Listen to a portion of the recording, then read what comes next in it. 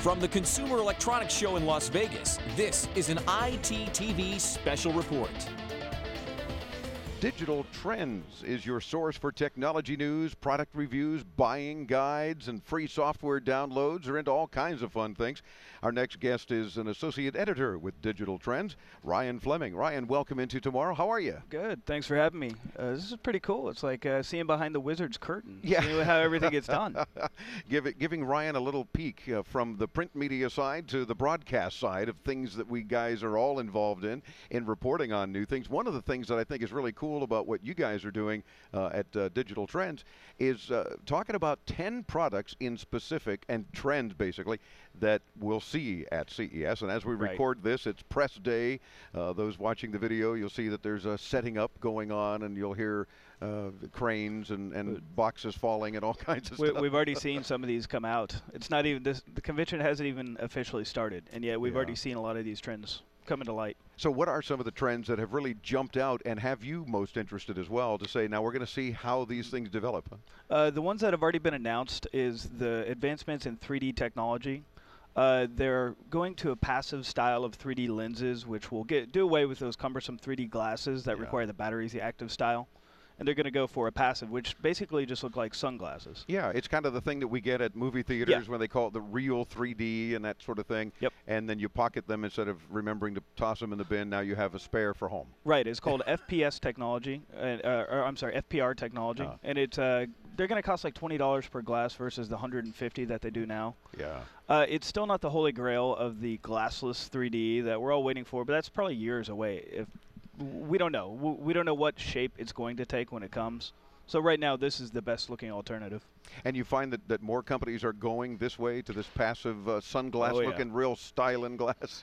Both LG and, I believe, Toshiba have already announced that they're going this way. Yeah. And Vizio has new sets out as well that are doing just that. And it does make so much more sense. I mean, if you want to have the whole family be able to enjoy 3D, whether it's a sporting event or a movie or game or any number of nature show, then why should you be spending $150 each for glasses? That's crazy. The thing is, I also wear glasses sometimes when I watch TV. So those on top of my glasses, it's uncomfortable. It's not really worth it. Yeah. These they offer. LG has a new clip-on set that you can just clip onto your existing glasses.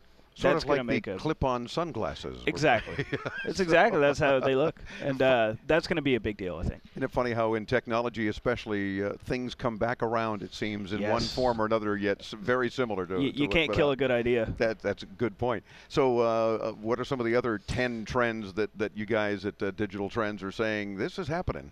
The biggest one today, and I think the thing that's going to come away from this show as the biggest deal, is going to be the super phones. These are kind of the evolution of the smartphone. NVIDIA just announced the Tegra 2 dual-core chip for a cell phone. It's ridiculously powerful. It's like almost as powerful as my laptop. Wow. And it is coming out. LG has the Optimus 2X coming out, and you're going to see a lot of these debuted over this coming week. And, of course, the idea there, as you mentioned, just a better processor, there's lots of opportunities to do things with what was called a smartphone. Now it's a dumb phone because these are super phones. It's really just a PC that happens to make phone calls. Yeah, a very small PC. So, I mean, this is just very cool. You're going to be able to walk around. You'll be able to stream video to it. You can do HD video recording. Yeah. It'll be live. It'll be connected once 4G starts picking up more. It's the wave of the future. And, of course, that brings us to tablets as well. A lot of companies expected to introduce new tablets. Several have already. Doing our show in Berlin a few months ago at IFA, we're seeing a lot of new tablets that were introduced there being shown here, many of them, and probably 40 or 50 more. Yeah, the iPad is still the shark, and everyone else is still the pilot fish at the moment, just swimming around, eating off the parasites. So they all have to prove that they deserve to take out the iPad. And they're trying. And do you think anyone will? I mean, it's the proverbial, it used to be the iPhone killer. Nobody ever really achieved that. Right. Well, now we have super phones, so who knows?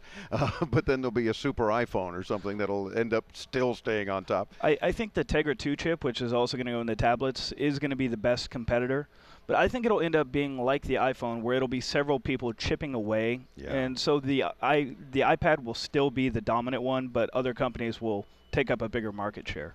Gotcha. And of course, things like smart TVs. We're going to have super phones and super smartphones, now smart TVs. It seems to be the thing to do is to be internet connected one way or another. You have to have that. Yeah. Nowadays, for any new object coming out, it has to have some sort of connectivity. We even saw smart appliances today with LG, so it'll tell you if your food is getting spoiled and tell you to go to the grocery store and pick up some new lettuce or whatever. Yeah, well, that's better than a mouthful of milk that had soured That's yesterday. Right, but it will right? email you and be like, your milk is expired. Please pick it up. Like, thank you, refrigerator. Yes, I think I would like that kind of warning. I don't know about the wilted lettuce thing, but it was milk. I think we've all experienced that. You take a big old glass and think it's fine. So give me some technology to help me in that area. I think it's pretty cool, and it's coming soon.